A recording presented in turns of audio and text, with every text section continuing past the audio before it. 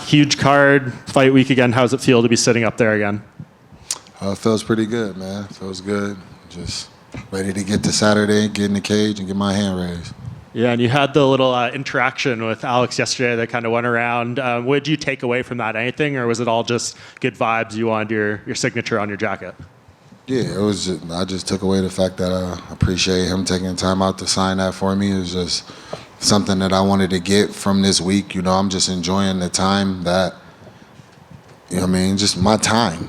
You know, life is but a vapor, so I'm gonna enjoy it. This is a very special moment, very special card, very special week and fight, and I just want to take it in as much as possible. Yeah, and kind of along that theme, you've talked about your story and some of the difficult times you've come through in your life. To reach a moment like this, like, do you reflect on what you've been through, or do you do that after? Yeah, that's something for after. That's something to well, as you said, reflect on. The job ain't done yet.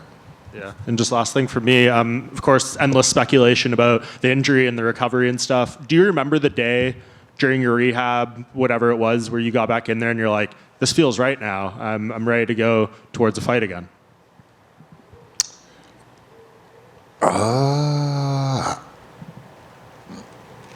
I've been feeling like I was ready to go for a while, but I listened to the team, I listened to the doctors, and so I don't know. I don't really have an answer for that, for the simple fact of I've been ready to go since I got hurt. When you get in the cage on Saturday, is that when you're only going to 100% get that confidence back in it, or is that not even lingering in your mind? What? I don't even know how you even came forward that question from what I just said. What? Fair enough. Am I only going to get 100? That was strange. Jamahal, talk to me about the mentality for this fight, right? You were the champion. You had to give that up through injury. You didn't lose that through a fight. So do you feel like on Saturday you're defending your title, or are you using this as an opportunity to be the challenger, climbing to the top once again? I just feel like whoever wins Saturday night is the champion. That's just how I feel about it. Yeah. Obviously, when everyone talks about Alex and his fighting style, the calf kicks is something that comes up again and again. I saw you post something on your TikTok sort of talking about those and making light of it. Do you have a strategy in mind for those calf kicks, or do you think, hey, he has to worry about what I'm doing, not the other way around? I have a strategy for everything. You know what I mean? You should have a strategy for everything. You shouldn't want to get hit with anything. So, yeah, I plan on dealing with every weapon that he has.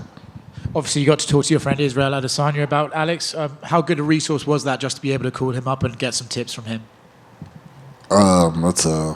It's an invaluable resource to just be able to reach out and pick at one of the best minds in combat sports and have him, who's had more experience with Alex than I think anybody that Alex has ever fought. So it was good. It was a great conversation.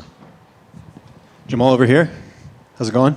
What's up, James? The rest of camp looked like it went really well. I know you train with a variety of different partners. Are there any names that you train with that maybe we don't know about that we should be knowing about in the gym? Yeah, for sure. I'd love to get a shout out to my guy, Big Dog, Brett Martin. Brett Martin has been my secret weapon for my camps since I came into the UFC and since we linked up. He's a heavyweight. He's a big boy. He's another guy who don't get any love just because of his physique and things like that. You know, people talk about my body. Bro's body's pretty tough, but his abilities are unmistakable and they're incredible. They keep me sharp. I'm always able to bounce things off of him and learn with him and grow with him in the gym. You know, whenever he comes in and we're working, we get after it. And he knows me pretty well now, so he's able to actually shape out some other challenges and things like that for me. And yeah, he's been invaluable. I've also worked with a couple of the guys that were local from that fight for the bare knuckle.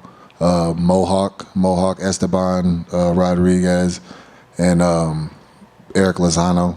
A couple of tough, they're tough. He's tall, long, rangy, and he fights. And speaking of Michigan, how cool is it having Cody Brundage on this card? You both used to fight for Lights Out Fighting or Lights Out Promotion. Have you spoken to him this week? I haven't seen Cody yet, but yeah, that is actually pretty dope. They asked me who I wouldn't mind being in my locker room. I told them definitely I would like to have Cody Brundage in my locker room. It's special. It's definitely special. Just that for me and him, because he was the last fight before Contender Series. He was on that card. We were on the same card before I joined the UFC.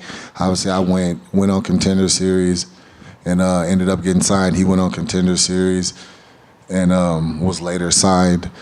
And now both on main card. UFC 300 is wild. So yeah, that is pretty dope. And just last one for me, not looking past Saturday, but do you have kind of like a timeline of like how often you want to fight this year? Is it just about, opportunities and location and all that? Like, how do you sort of determine your schedule after Saturday if all goes well?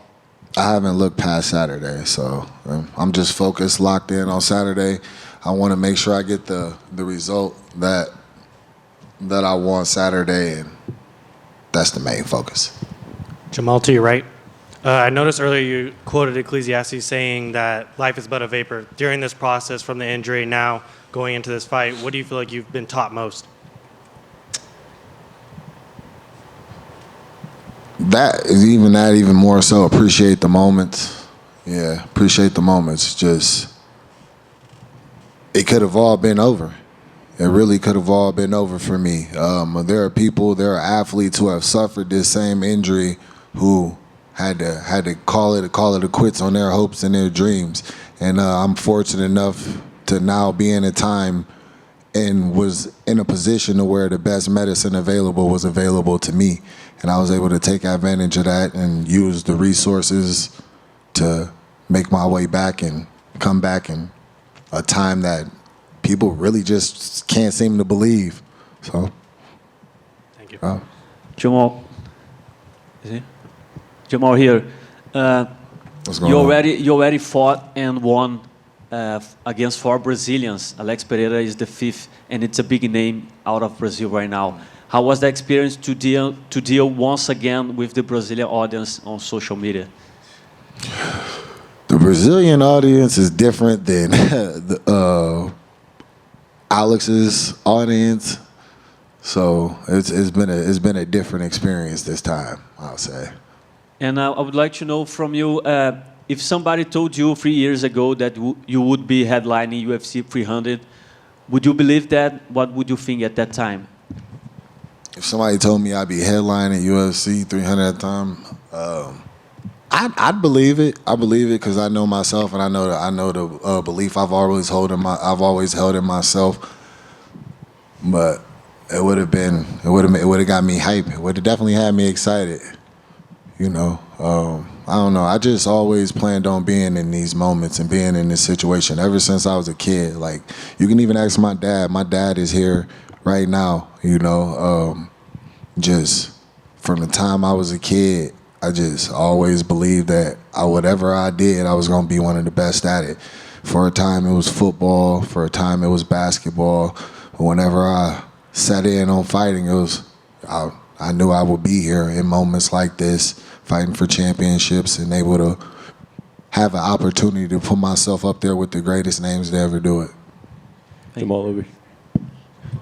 I know there's a lot of talk about Alex Pereira's fast rise in MMA coming from the kickboxing scene, but it was just in 2019 when you won a Contender Series contract, and this time last year you were originally supposed to fight in a Fight Night headline, and you got the short notice call to Fight Global, in which you won and became the first Contender Series graduate to do so and become champion. So do you think people are kind of putting to the side your fast rise in this sport into now ultimately headlining UFC 300 as well? I don't know. I don't care. That's not important at all. Fair enough. Like, he's a great fighter.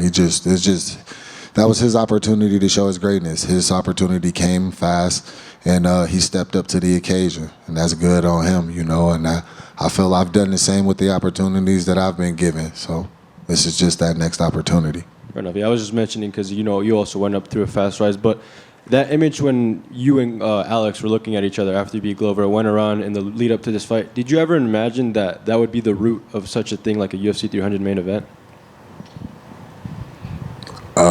No, because it was just a handshake. He was over shaking my corner's hand. I went over and shook his corner's hand.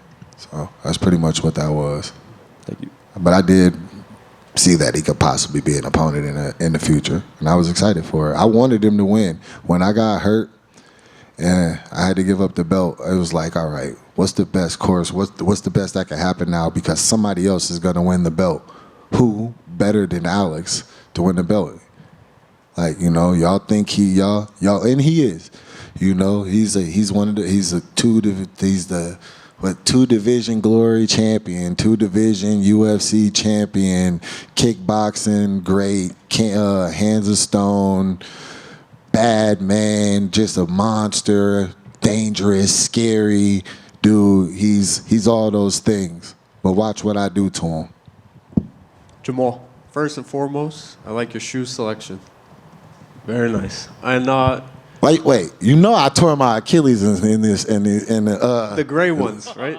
Yeah. It was hard for me to put these on today. And is there any truth did you go to the same doctor as Aaron Rodgers? Yes.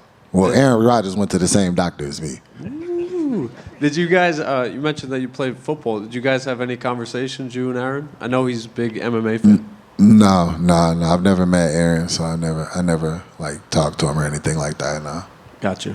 The Jets could use somebody like you to catch the ball. But speaking of quarterbacks and Super Bowl, like UFC 300 is kind of like a Super Bowl, big time. It's going to be a lot of focus on you. On one of your fights on the walkouts, I heard the commentators talking about your calmness and your coolness. Do you believe that you have that clutch, the attribute, the trait that you can just come through in the biggest moments? Yeah, that's something I just know. I just trust myself. That's one of the biggest things that I hang my hat on is the fact that I know that just naturally I show up. It's who I am. It's what I do.